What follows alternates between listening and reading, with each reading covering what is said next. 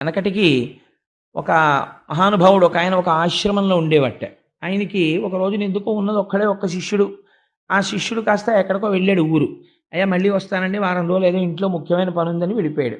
ఈయనకి పాపం అలా వెళ్ళిపోతూ వెళ్ళిపోతూ ఒక శిష్యుడి యొక్క అవసరం ఏర్పడింది. ఒక శిష్యుడు ఉండాలి పక్కన. ఆయనకి ఎందుకు వచ్చిందో ఆ ప్రారంధం ఒక మేకలు కాసుకునేవాడిని చూసి, ఒరే అబ్బాయి నువ్వు ఒక 4 రోజులు నా శిష్యుడిగా ఉంటావా అన్నాడు. ఆయన అన్నాడు, ఉంటాను కానండి నాకేం తెలీదే శిష్యుడిగా ఉండడానికి, నాకు ఏ విషయమూ తెలీదు, మీకు సంబంధించినవి ఏం చేయనన్నాడు. నీకు నేను చక్కగా గుండు చేసి పిలక పెట్టించేసి విభూతి పిండికట్లు పెట్టేసి ఓ పంచె నేనే గట్టిగా కట్టేసి ఓ యజ్ఞోపవీతం ఒకటి వేసేసి ఆశ్రమంలోకి తీసుకెళ్ళి కూర్చోబెడతాను. చూసినవాడు నువ్వు బ్రాహ్మణ వటువువి బ్రహ్మచారి అనుకుంటారు.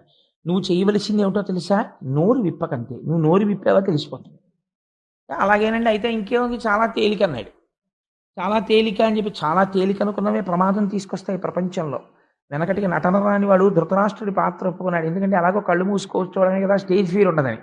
కళ్ళు మూసుకు కూర్చున్న తర్వాత నిద్ర పట్టేసింది. ఇప్పుడేమో పాపం 10 మాటలు చెప్పు ధృతరాష్ట్ర నువ్వు చెప్పు అంటాడు. ఆయన ఏం చెప్తాడు నిద్రపోయినవాడు. అందుని తేలిక అనుకున్నవి కొంప ముంచేస్తాయి ఒక్కొక్కసారి. అందుకని నోరు విప్పకుండా కూర్చోవడమే కదా అని చెప్పి నోరు విప్పకుండా కూర్చోడానికి ఒప్పుకున్నాడు ఆయన. కూర్చుంటే వీళ్ళ ప్రారంధం కొద్దీ ఆ ఆశ్రమానికి ఇంకొక అతిథి వచ్చాడు. వచ్చి ఆయన అక్కడ కూర్చుని కమండలం మర్చిపోయి ఈ పిల్లాన్ని పిలిచి వీరే కమండలం పట్టరా అన్నాడు. ఎవడికి కమండలం అంటే ఏమిటో తెలియదు పాపం. వాడు విచిత్రంగా చూస్తున్నాడు. మరి నీకేరా చెప్తున్నది, ఆ కమండలం పట్టరారా అన్నాడు. అంటే వాడు మళ్ళీ బాబు ఇదేంటి నాకు అడుగుతున్నాడు, నాకు కమండలం అంటే తెలియదు, నాకు తెలియదు అందావా, నోరు విప్పద్దని చెప్పాడు ఆయన, ఎలాగని చూస్తున్నాడు. ఆయన 4-5 మాటలు అడిగి ఎరా కమండలం తేరా అంటే నువ్వు కానీ మేకలు కాసుకునేవాడు ఏంటిరా అన్నాడు.